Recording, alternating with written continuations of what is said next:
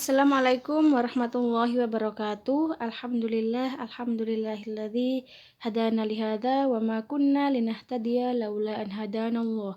Asyhadu an la ilaha illallah wahdahu la syarikalah wa asyhadu anna Muhammadan abduhu wa rasuluh la nabiyya ba'da amma ba'du.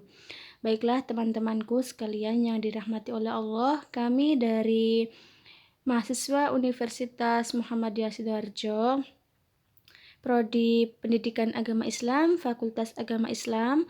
Di sini kami melaksanakan tugas magang 3, di mana kami di sini diberi amanah untuk memberikan materi pendidikan agama Islam di kelas 9. Dan kami harap teman-temanku semua yang di rumah ataupun dimanapun berada masih tetap menjaga kesehatan dengan memenuhi protokol kesehatan.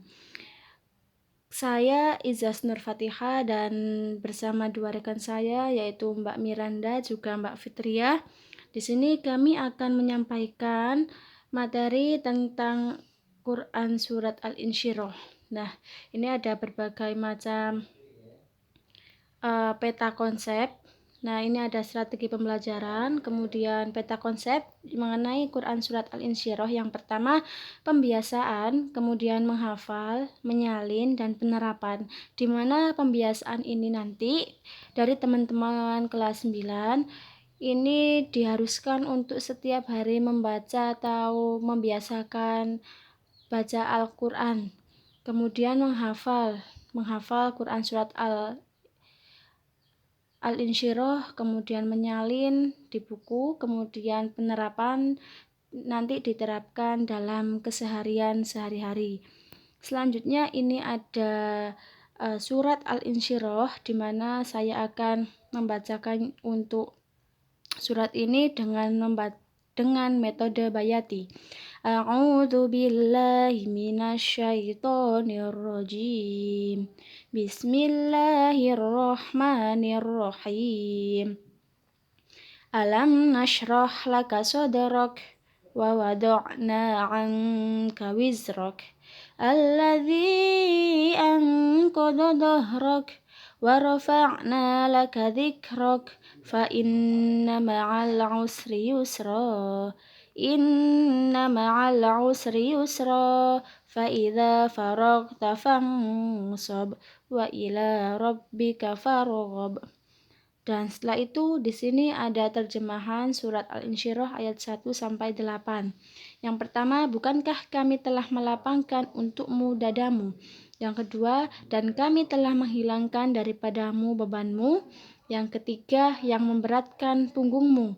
Yang keempat, dan kami tinggikan bagimu sebutan namamu. Yang kelima, karena sesungguhnya sesudah kesulitan itu ada kemudahan. Yang keenam, sesungguhnya sesudah kesulitan itu ada kemudahan.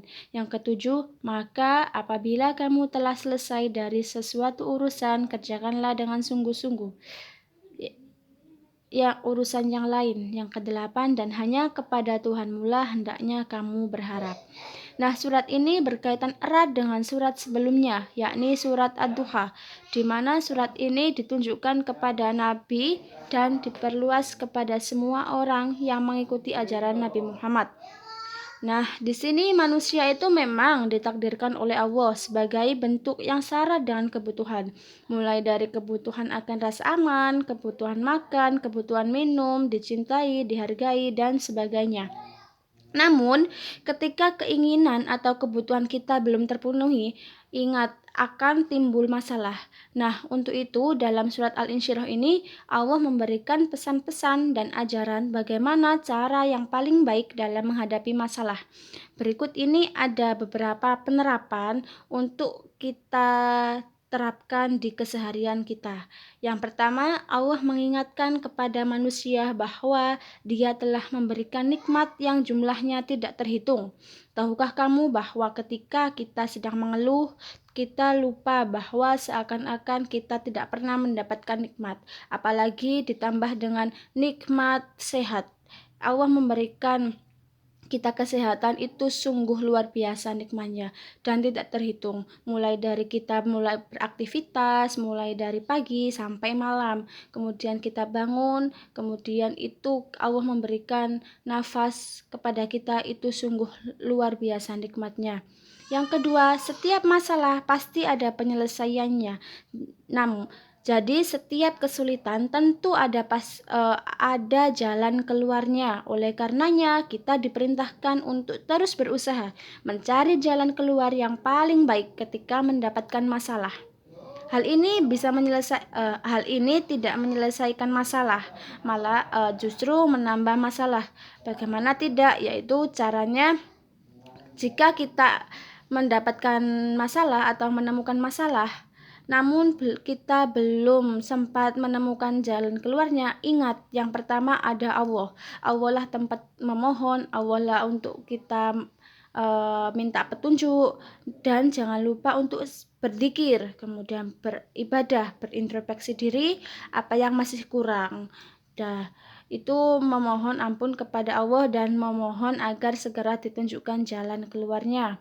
Untuk yang ketiga dalam penerapan, ini ada ketika telah selesai menyelesaikan suatu pekerjaan, maka dengan segera lakukanlah pekerjaan yang lain. Hal ini mengisyaratkan bahwa kita diperintahkan untuk menjadi umat yang rajin bekerja dan kreatif, tidak menjadi umat yang pemalas. Contoh, orang yang pemalas itu mulai dari tidak punya uang, baru dia mencari pekerjaan. Kemudian terus ketika ada tugas dari Pak Guru, namun waktunya mepet, itu baru mengerjakan. Itu merupakan contoh dari orang yang pemalas.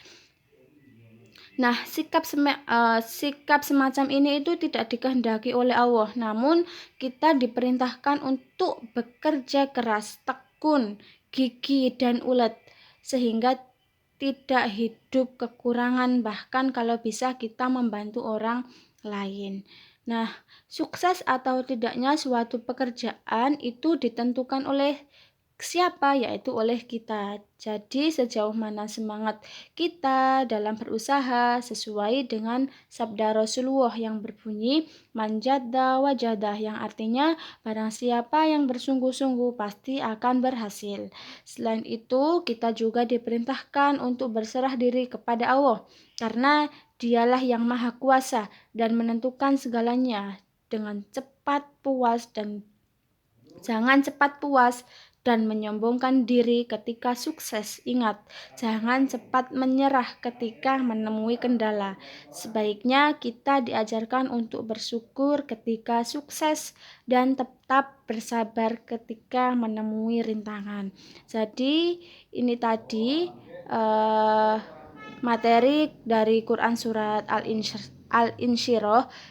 Setelah ini kalian baca berkali-kali Quran surat Al-Insyirah 1-8. Setelah itu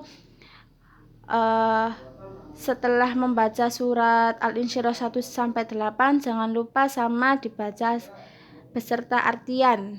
Jadi untuk tugasnya itu menghafalkan surat Al-Insyirah beserta artinya, kemudian dikirim lewat kontaknya Mbak Fitria. Nanti saya cantumkan, kami cantumkan di screen ini nanti. Kurang lebihnya kami mohon maaf yang sebesar-besarnya. Nun wal qalami wa ma yasturun. Wassalamualaikum warahmatullahi wabarakatuh.